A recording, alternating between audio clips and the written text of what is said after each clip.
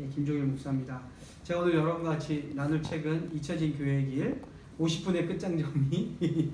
그래서 이제 이 내용 전체를, 책의 내용 전체를 한번 보려고 하는데요. 예, 저랑 같이 이 과정을 함께하고 있는 우리 신희철 대표님, 이한민 집사님, 그리고 이경영 사모님 이렇게 셋이 함께 또 참여해 주셨습니다. 먼저 이제 이 책은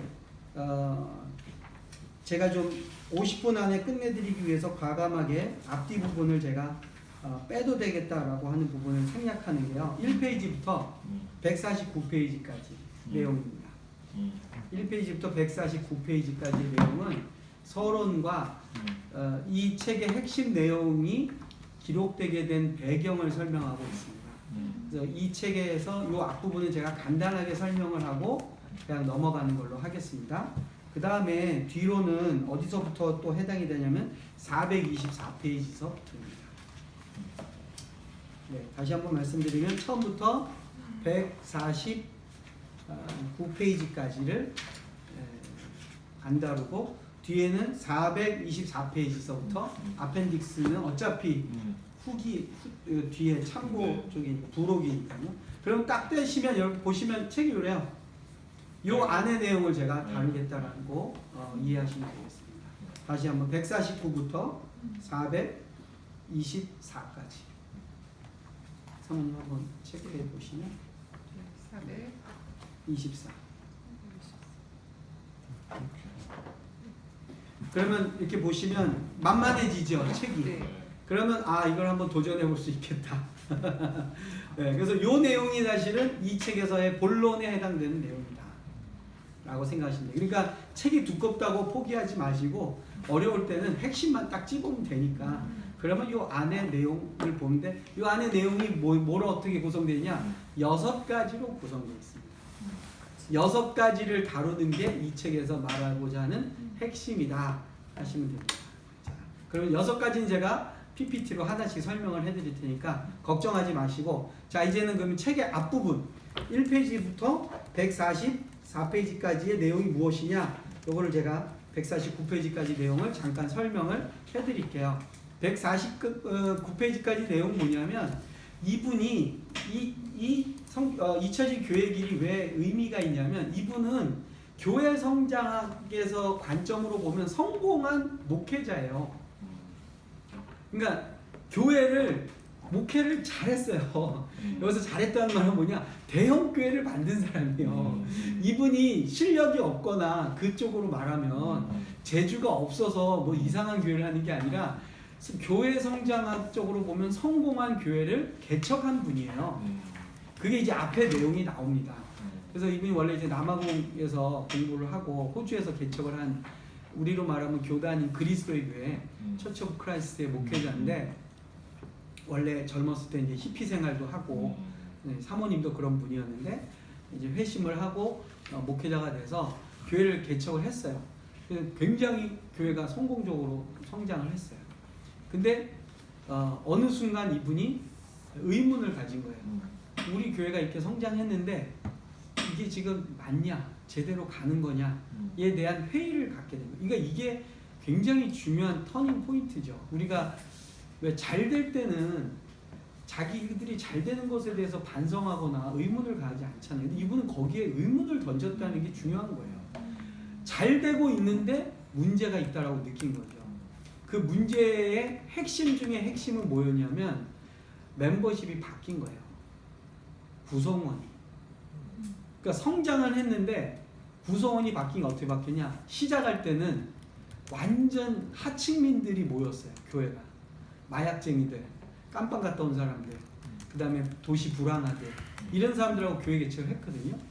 근데 그때 엄청난 역사들을 경험한 거예요. 그리고 그때는 교회가 정식적인 예배당이나 뭐 이런 게 아니라 집에서 했어요.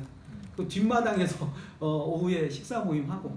근데 이제 그때 이제 그 가난하고 뭐 교도소 갔다 오고 이런 사람들이 예수 믿고 하니까 엄청난 그 어떻게 보면 초대교회의 어떤 현상들을 본 거죠.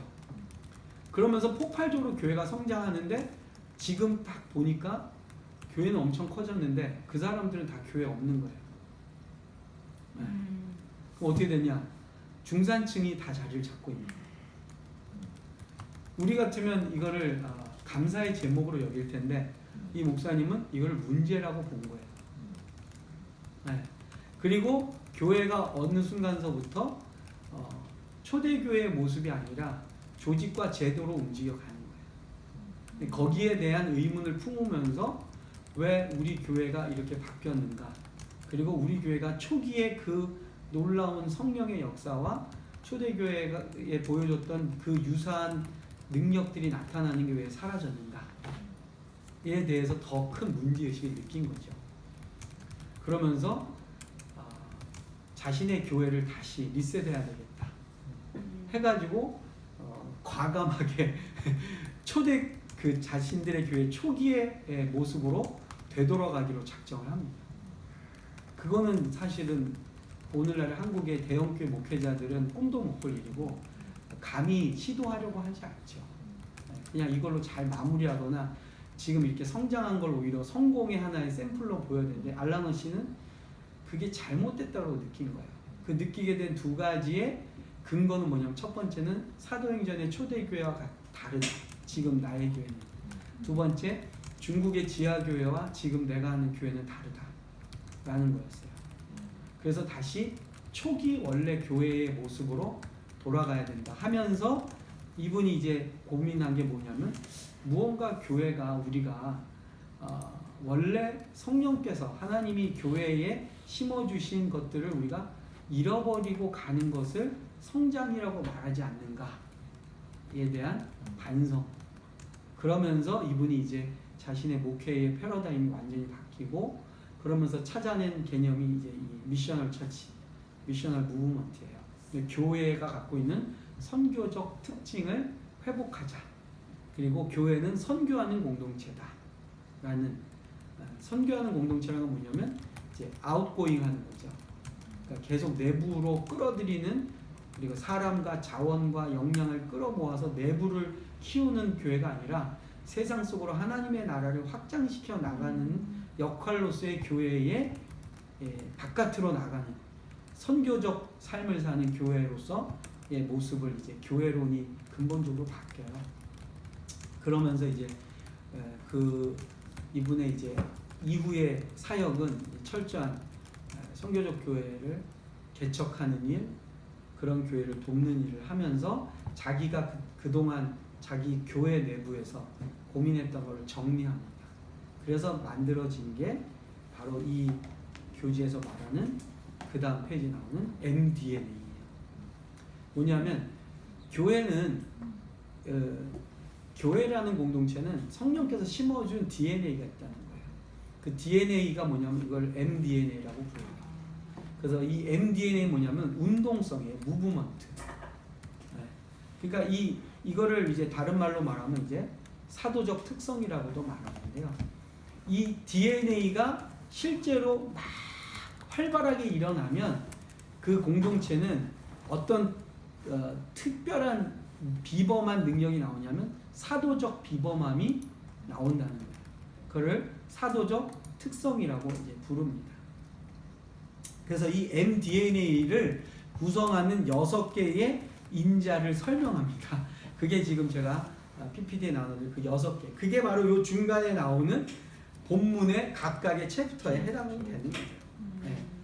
그래서 이 6개의 우리 DNA의 인자를 회복시켜 놓으면 교회는 어떻게 보면 아웃고잉 할 수밖에 없는 공동체가 된다는 거예요. 그 말은 뭐냐면 하나님이 교회에게 원래 심어주었던 이 DNA를 우리가 사장시키고 자꾸 다른 걸 만들고 있다는 거예요. 그러니까 무슨 일이 벌어지느냐, 원래 이 사도적 비범함이 나오지 않는다는 거예요. 그 안 나오는 거는 사단이 방해하거나 무슨 우리가 무엇을 안 해서가 아니라 원래 내재되어 있는 그 비범함을 억제하고 있었던 거예요, 사실은. 또는 다른 걸 자꾸 키우려고 했다는 거죠. 그래서 그 6개를 다시 회복시키면 공동체는, 교회 공동체는 하나님이 원래 디자인한 공동체의 그 비범함을 발현하는 공동체로 역할을 하게 된다라는 겁니다. 이게 이제 이 책의 큰 줄기입니다. 그러면 그 6개를 하나하나 보는 게 오늘 이제 제가 발표의 핵심이 되겠습니다. 첫 번째가 뭐냐면요. 이게 첫 번째면서 사실은 가장 중요하다고 보는 MDNA의 첫 번째 요소예요. 그게 뭐냐면 예수의 주되심. 네. 그게 뭐냐 하면은 예수가 주님이시다라는 이 선언과 고백은 신약에만 나오는 게 아니라 구약에서부터 이어져 오는 동일한, 어떻게 보면 구약에는 이제 언약 백성으로서 이스라엘이잖아요. 이스라엘에게도 동일하게 적용되는 하나님이 주신 고유한 특성이라는 거예요. 그게 뭐냐면 바로 구약에서는 쉐마, 신명기 6장 9절이죠. 쉐마가 어떻게 시작하냐면, 이 쉐마라는 히브리 말이 원래 들으라라는 뜻이잖아요. 무엇을 듣느냐? 이스라엘에게 가르쳐 주는 게 여호와는 한 분이시다. 그리고 그분이 우리의 통치자이시다. 라는 게 이제 구약의 언약 백성의 메시지잖아요. 그게 신약에서는 동일하게 어떻게 적용되냐면 예수가 주님이시다라는 거예요. 이건 뭐냐면 우리 삶에, 그리고 우리 교회의 모든 것의 핵심과 우선순위와 결정권은 누구에게 있느냐? 예수님에게 있다라는 거죠. 그러니까 통치권, 그 다음에 절대자, 그 다음에 우리 모든 삶의 지표, 기준이 뭐냐면 예수다. 예수님의 주되심이 날마다 고백되는 공동체가 되어야 된다는 거예요. 근데 이걸 고백하는 것이 초대교회나 중국의 지하교회에서는 불가능하잖아요. 이걸 하는 순간 잡혀가고, 이걸 인정하고 이걸 고백하는 순간 탄압이 있잖아요. 근데 놀라운 건 뭐냐? 이거를 어려울 때 고백하면 할수록 교회는 오히려 강력한 성장과 강력한 부흥을 경험했다는 거예요. 네. 그래서 오늘날의 교회는 이거를 타협하거나 이것을 상대화하면 안 된다는 거예요. 네. 그런 면에서 보면 굉장히 절대화하라. 예수가 우리의 절대자이시다.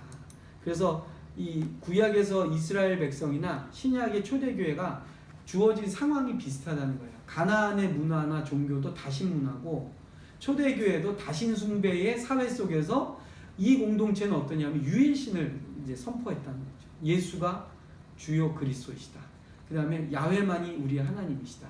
그러니까 오늘날에도 이 포스트 모던한 사회에서 모두가 각자의 신을 섬겨라, 또는 뭐 신은 여러 개다, 절대자라는 건 없다라는 이 시대에 예수가 나의 유일한 주님이시다라는 고백이 우리에게 없어서는 안 된다라는 거죠. 네. 이게 이제 첫 번째. 두 번째는 뭐냐면요. 두 번째는 제자 만들기입니다. 제자 만들기.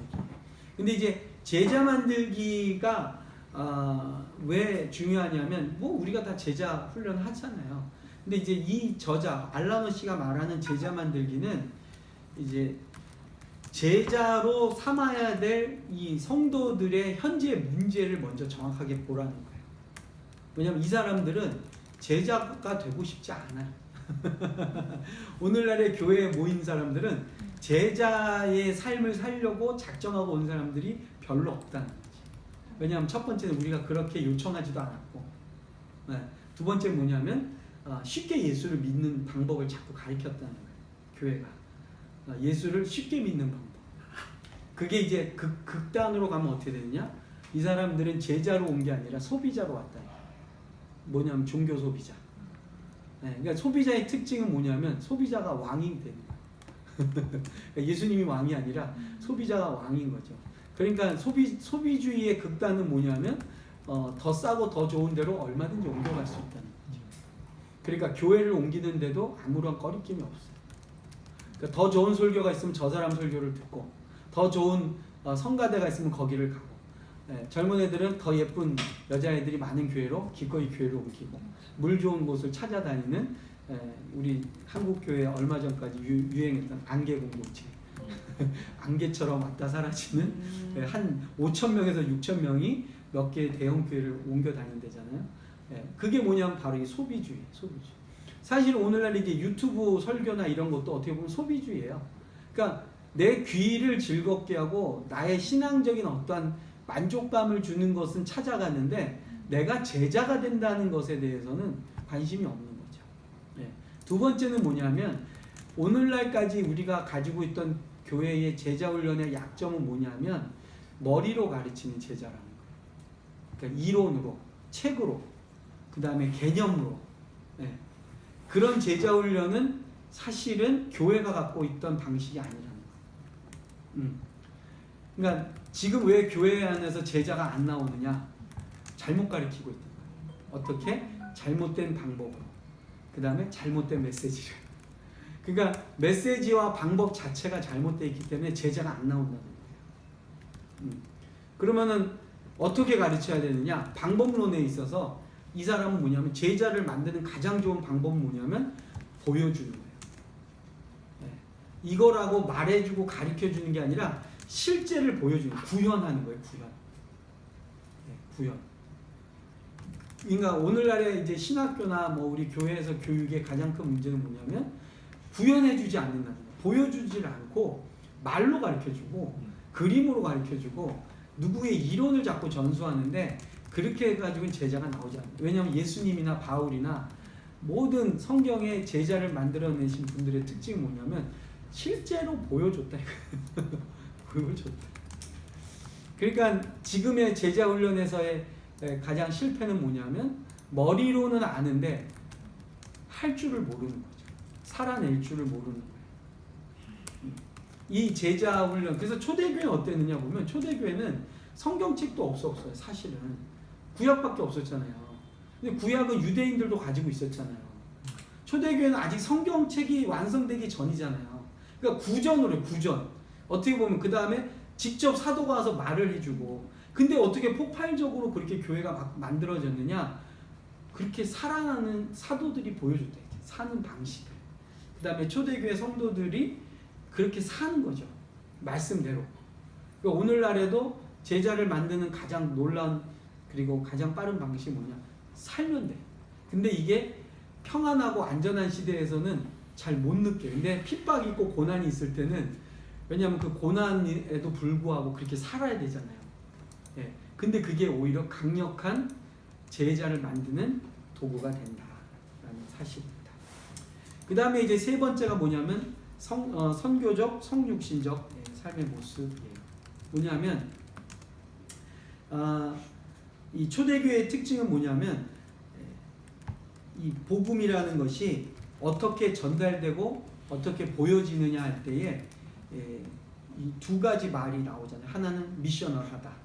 그리고 또 하나는 성육신적이다 하는데 이 미셔널이라는 단어에 대해서 이 사람이 이제 설명을 합니다. 뭐냐면 이 책이 이제 왜 사도적 어포스톨릭 지니어스 그래서 사도적 비범함을 얘기하냐면 이 선교라는 말은 미션이잖아요. 영어로. 근데 이게 영어 라틴어에서 미시오에서 왔잖아요. 근데 그 미시오라는 단어가 뭐냐면 파송이거든요. 네, 보내졌다. 근데 이 파송이라는 말에 사실 더 먼저 쓰여진 단어는 헬라어 이 사도행전에 보내진 자들 그게 누구냐면 바로 사도잖아요. 어포슬. 그래서 사도적 교회는 선교적 교회랑 사실은 동일한 의미라는 거예요. 근데 선교라는 말은 사실은 중세 때부터 쓴 미시오가 쓰여진 거라 자꾸 이거를 헷갈려거나 구분하려고 하는데 그러지 말라. 이 선교적이란 말은 뭐냐면 사실은 사도적 삶을 산다라는 거예요. 사도적 삶.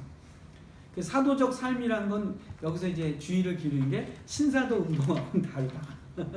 신사도 운동처럼 막 이렇게 신비한 능력 행하고 막 그런 걸로만 보지 말고 이 사도적 삶이라는 건 뭐냐면 결국에는 세상 속으로 보내졌다. 세상 속으로 보내졌다. 그런데 세상 속으로 보내졌다. 세상 속으로 들어가라. 교회는 세상 속에 들어가서 세워지는 교회다라고 할 때 핵심이 뭐냐면 그 세상 속으로 들어가는 방식이 뭐냐? 성육신이라는 인카네이션. 네. 그 뭐냐면 세상의 언어로 세상의 문화 속에서 그 다음에 세상 사람들이 이해할 수 있는 용어와 방식으로 복음을 전하라. 네.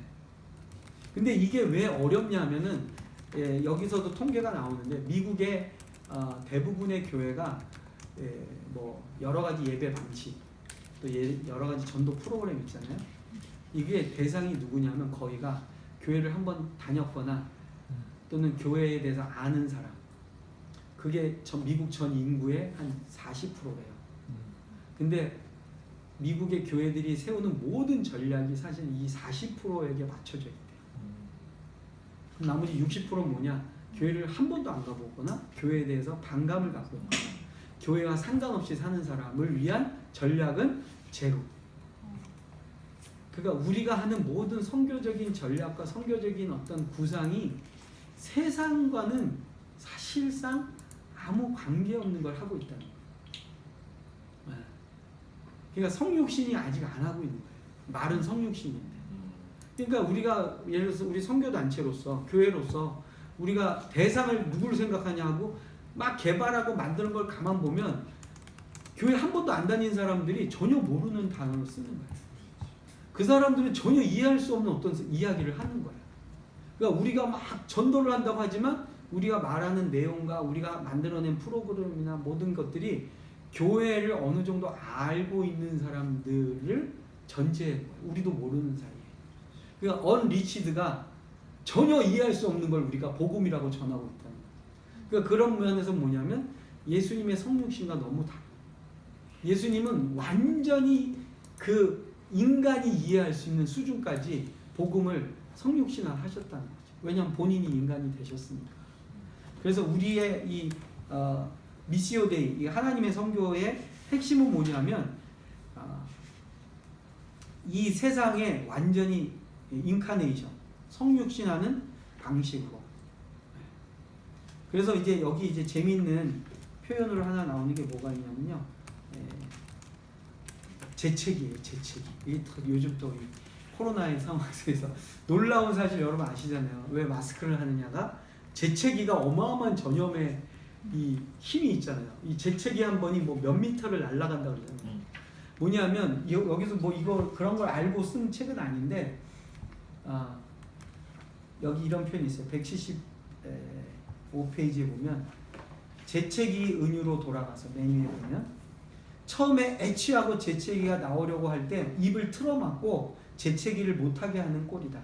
이런 이유로 끌어모으는 방식으로는 점점 더 폭이 좁아지고 있는 문화에 결단코 그 어떤 영향을 끼칠 수 없다. 그러니까 예수님 죄송합니다. 242페이지. 그렇죠. 242페이지가. 그러니까 재채기를 하라 이거예요. 그냥 세상 끝까지 세상에 사람들이 알아들 수 있는 언어로 복음을 전하는 것을 해야 된다는 거죠. 네. 그런 이제 의미로 예수님의 모습이 나온다는 거예요. 예수님의 모습을 몇 가지로 이분이 설명을 하세요. 그게 이제 244페이지와 245페이지에 나오는데 6가지의 성육신의 모델을 예수님이 보여주셨어요. 첫 번째가 뭐냐면 임재. 이게 6P라고 하는데요. 다 P로 시작합니다. presence, 임재. 그러니까 예수님은 하나님이 보낸 대리인이거나 선지자가 아니라 그분이 육체로 오신 하나님이다. 두 번째는 proximity에서 근접. 그러니까 멀리서 얘기하신 게 아니라 가까이서 우리에게 친히 버림받은 자, 상한 자에 가까이 오셔서 생활하셨다. 세 번째 뭐냐면 선행하셨다. 그래서 프리비니언스에서 선행. 뭐냐면은 예수님은 아버지가 행한 것을 본대로만 행동하고 사람의 마음과 문화와 사회 속에서 하나님의 일을 1순위에 두고 살으셨다. 가장 이 일을 중요하게 여기고 먼저 하셨다. 네 번째 뭐냐면 이게 이제 참 좀 특이하죠. 파워리스니스, 무력함. 뭐냐면 복음은 힘과 능력으로만 증거되는 게 아니라 비천함으로 보여진다는 거예요. 이런 거는 되게 독특한 접근. 교회는 언제나 승리자의 모습으로 소개하려고 그러거든요. 금메달 땄을 때 하나님께 영광 돌리고 수상했을 때 하나님이 하셨다고 이런 걸로만 간증한다고 그러는데 예수님은 어떠셨느냐? 비천한 몫으로 사셨다는 거예요.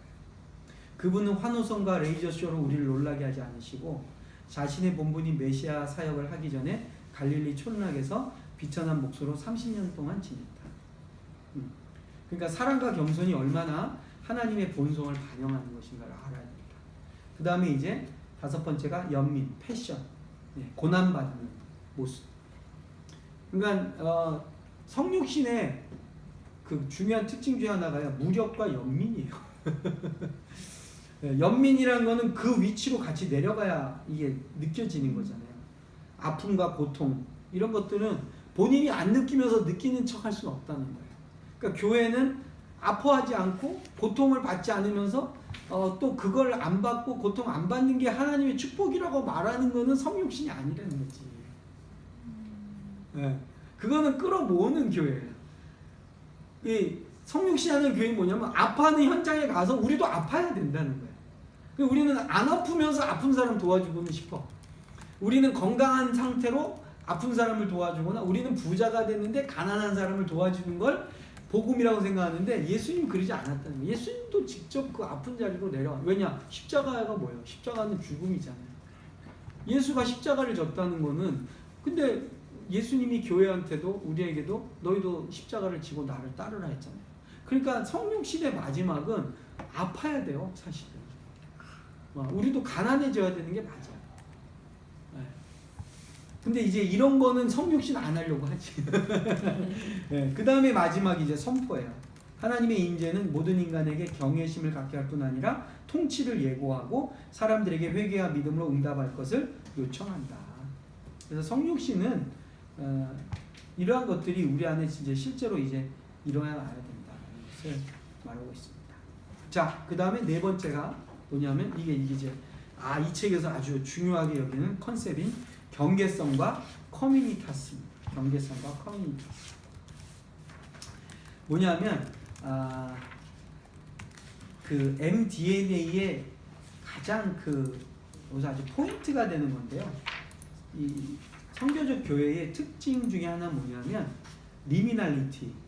이거 뭐냐면 경계에 딱 서 있는 거예요. 경계. 근데 이 경계라는 건 뭐냐면 당연히 이 가장자리죠. 중앙은 경계가 없잖아요. 중앙에서부터 멀어져서 완전히 바깥 세계 사이에 그 사이를 경계라고 그러잖아요. 교회는 이 경계성에 늘 있어야 된다는 거예요. 요때는 어떤 모습이 나오느냐? 요 경계성에 딱 쓸 때에 그 공동체는 커뮤니타스를 이루게 된다. 네. 그래서 요 경계성이라는 자리는 어떤 곳이냐면 어떻게 보면 권력의 핵심, 어떤 힘의 어떤 그 근원에서부터 먼 곳이죠. 그래서 완전히 떨어져 나갈 듯 말듯한 곳. 거기 그러니까 예수님으로 말하면 이제 예루살렘이 아니라 갈릴리, 가버나움 이런 데죠. 네, 그 다음에 갈릴리에서 배 타고 가끔 건너가신 그 거라사. 그 다음에 또 이방의 여인이 있잖아요. 네, 그 다 이방 땅이죠. 네, 수로보니게. 거기가 어디냐면 경계성이라는 거예요. 예수님이 왜 제자들을 데리고 거기에 계셨냐? 사실은 파워가 있고 힘이 있는 곳은 예루살렘이잖아요. 근데 예수님은 주 사역이 딱 경계의 자리에 계셨던 거예요. 이 경계성이란 건 뭐냐면 위험하고 그리고 모험을 감행해야만 되고 용기가 필요해. 이 경계성의 자리. 그러니까 우리 교회는 근데 여기에 서 있는 걸 힘들어해. 왜냐면 우리 소비자니까. 소비자는 이런 걸 좋아하지 않아. 우리는 소비자는 이마트나 신세계나 쾌적한 게 좋지. 네, 쾌적한 걸 좋아하잖아요. 근데 사실은 제자는 어디냐? 제자는 땅끝으로 가요. 땅끝이 어디냐? 경계자. 그래서 교회든 선교단체든 예수의 공동체는 땅끝으로 갈 때 mDNA가 확 살아나는 거예요.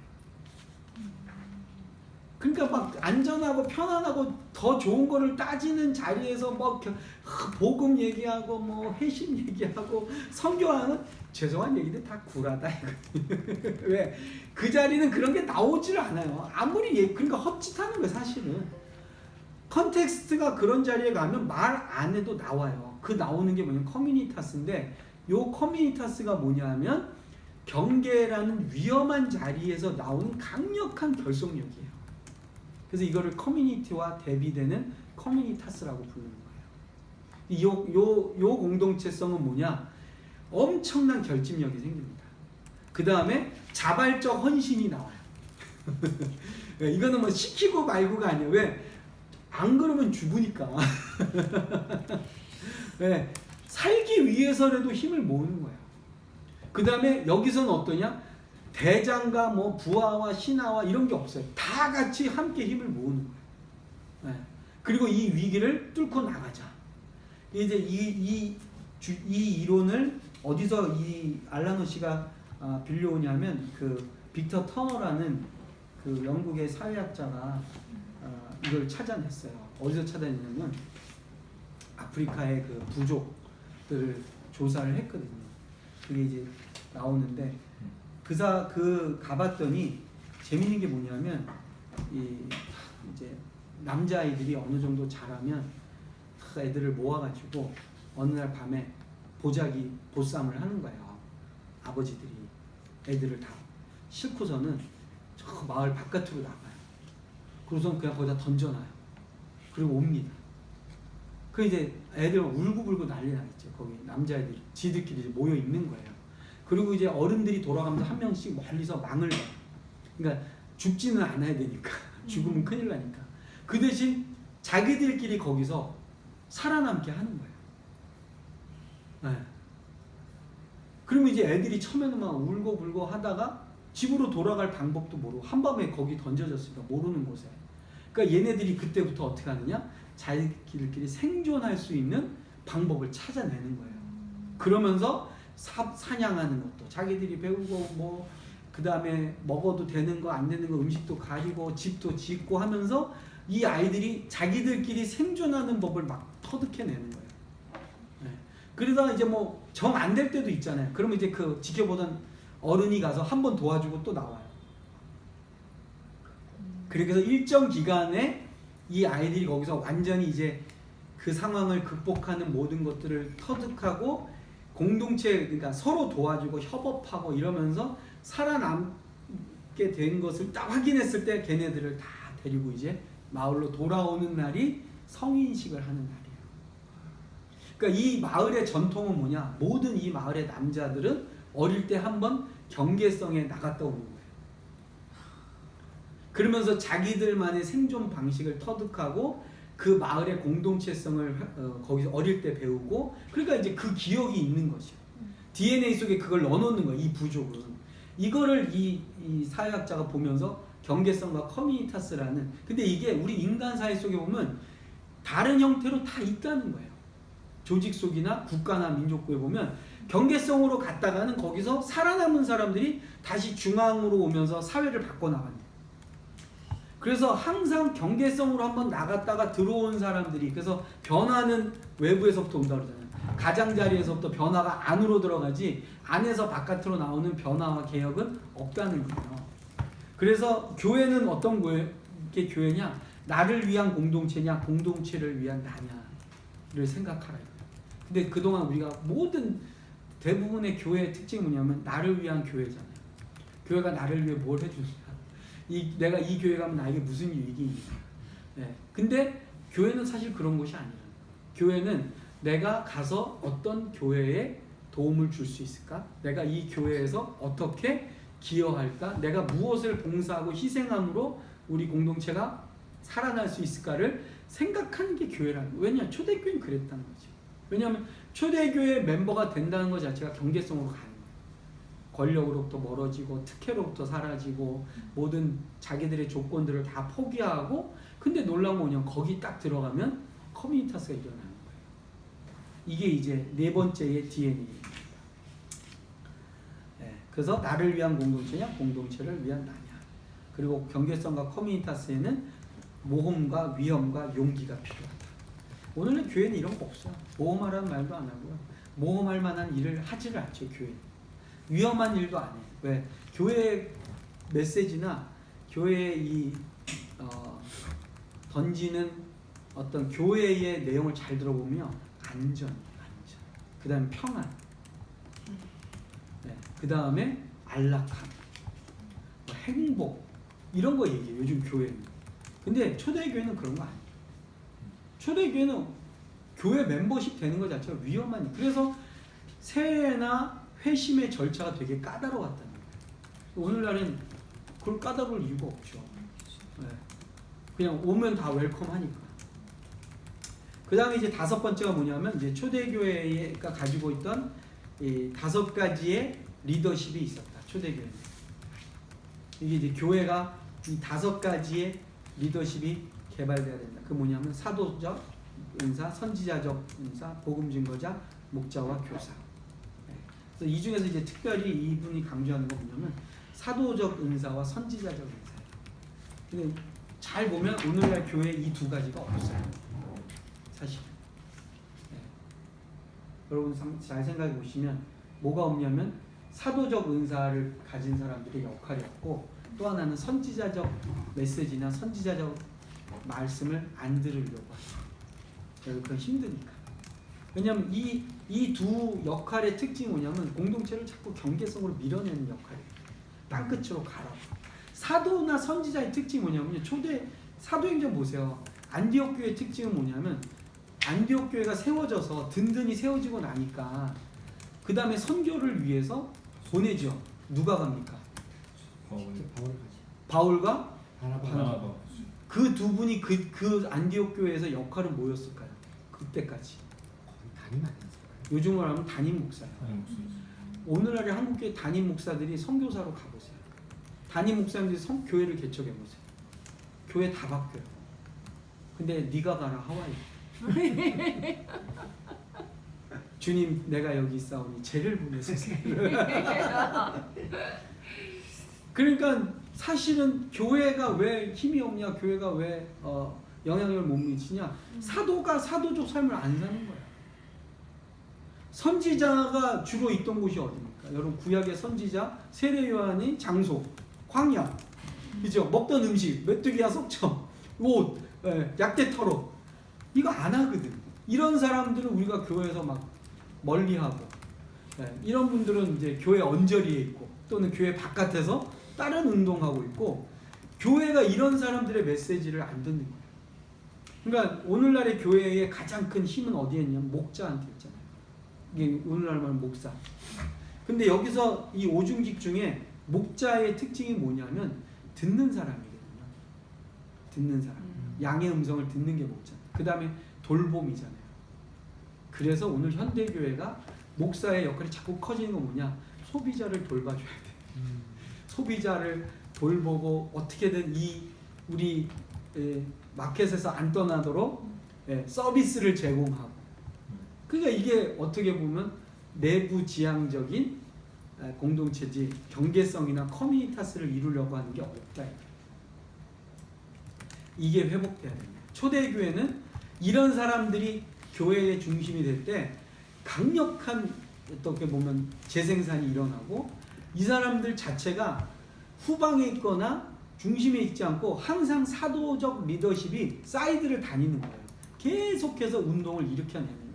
그리고 그것을 따르는 자들이 제자로서 나오고, 그러니까 내부에 있거나 중심에 있는 게 아니라 경계성으로 계속 나가는 거죠. 이제 그게 오늘날. 그다음 이제 마지막이 뭐냐면 유기적 시스템입니다. 뭐냐면 유기적 시스템은 그 교회가 갖고 있는 특징이 뭐냐면 창조주 하나님의 그 원리가 교회 안에도 있다는 거예요. 그 뭐냐면 하나님 세상을 만드실 때 유기적 공동체로 만드셨다는 거죠. 유기적 공동체. 그래서 유기적 공동체의 특징은 뭐냐? 기계가 아니라는 거예요. 우리는 기계가 아니다. 그러니까 유기성이 있다는 거예요. 유기성이 있다는 건 어떻게 우리가 볼 수 있냐? 이 사람이 이제 재미있는 그 예를 든 거 하나 뭐냐면 알카에다를 오히려 예를 든 테러 조직인 알카에다. 이 알카에다와 초대교회나 중국인 교회가 두드러질 정도로 유사한 게 있대요.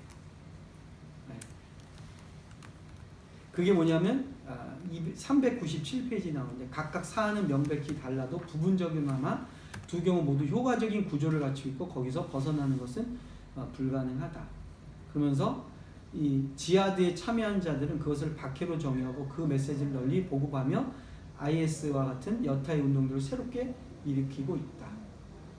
그러니까 정치적 의제는 제쳐두고 그래도 이 요소들이 가지고 있는 게 뭐냐면 강력한 세포 조직이고 강력한 바이러스 같은 추진력을 갖고 있다라는 거죠.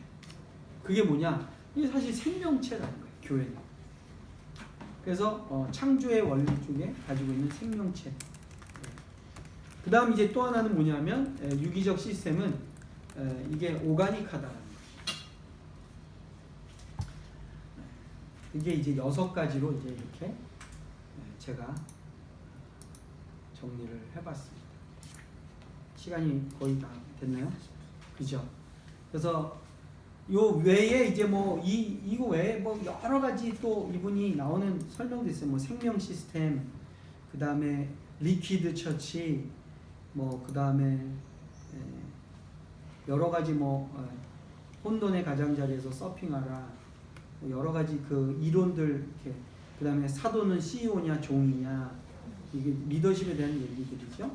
그 다음에 뒤에 부록으로 나오는 게, 그 다음에 성육신적 교회의 생생한 사례들, 이런 것들을 설명합니다. 전부 다 뭐냐면은 이 리더십과 관련된 내용이나 아니면 교회의 공동체성이 굉장히 유기적이고, 그 다음에 다양한 변화 속에서 생존 가능한 형태로 변형 모델을 만들어내야 되고, 그 다음에 그런 것들이 고통이나 고난의 자리를 외면하거나 회피하는 게 아니라 오히려 그 속에 들어가서 살아내는, 그리고 생존해내는 어떤 운동성이 강력하게 교회 내에 내재되어 있다. 그래서 교회가 그런 게 없어서 못하는 게 아니라 우리가 그것을 거부하거나 우리가 그렇게 운동하기를 거부하면 교회는 더 이상 세상 속에 존재하기가 어렵다. 왜냐? 이제 크리스텐덤 여기 얘기 나오거든요. 기독교 국가주의. 그러니까 서구 유럽은 그동안 이 제도와 법이 교회를 존재하게 해줬다는 거예요. 왜냐하면 모든 유럽이나 보면 요람부터 무덤까지 교회가 모든 것을 다 관여하고 있었잖아요. 근데 이제 포스트 모던 사회 오면서 이제 교회, 기독교는 더 이상 공적 영역에서 다 쫓겨났거든요. 그러니까 인간이 모든 걸 움직이고 인간의 조직으로 가고, 그러면 종교의 역할은 뭐냐면 사적인 영역이에요. 프라이빗한 영역이에요. 개인이 혼자서 내 마음을 추스리고 뭐 내가 마음의 위로받고, 그 부분은 뭐라 할 수 없잖아요. 그러나 퍼블릭한 에어리어에서 이 하나님, 뭐 예수, 기독교, 이거는 이제 다 치우라. 이게 이제 서구 사회거든요. 그러니까 이런 사회는 뭐냐? 다시 우리 기독교가 초대교회와 같은 상황 속에 들어왔다는 거예요. 네, 환경이 바뀌었어요. 그러면 우리 교회가 여기서 어떻게 할 거냐? 그냥 사적인 영역에 머무르는 거냐? 아니다. 왜냐? 이 환경은 초대교회도 이미 됐다. 초대교회는 공적으로 오히려 탄압까지 받았는데도 더 강력한 성장과 확산이 이루어진 거는 교회가 원래 가지고 있던 이 DNA, mDNA를, 사도적 비범함을 다시 찾아내서 이것을 하면 교회는 오히려 거꾸로 더 강력한 지저스 무브먼트를 할 수 있다.